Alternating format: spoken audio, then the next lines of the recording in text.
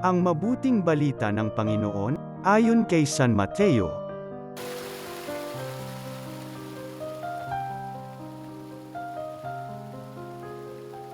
Noong panahong iyon, may isang lalaking lumapit kay Jesus at nagtanong, "Guro, ano pong kabutihan ang kailangan kong gawin upang magkamit ng buhay na walang hanggan?" Sumagot si Jesus, "Bakit mo ako tinatanong kung ano ang mabuti? Iisa lamang ang mabuti.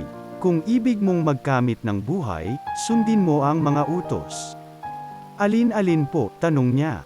Sumagot si Jesus, "Huwag kang papatay, huwag kang mangangalunya, huwag kang magnanakaw, huwag kang magsisinungaling sa iyong pagsaksi, igalang mo ang iyong ama at ina, at ibigin mo ang iyong kapwa, gaya ng pag-ibig mo sa iyong sarili."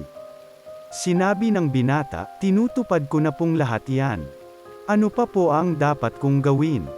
Kung ibig mong maging ganap, humayo ka, ipagbili mo ang iyong ari-arian, at ipamahagi sa mga dukha ang pinagbilhan.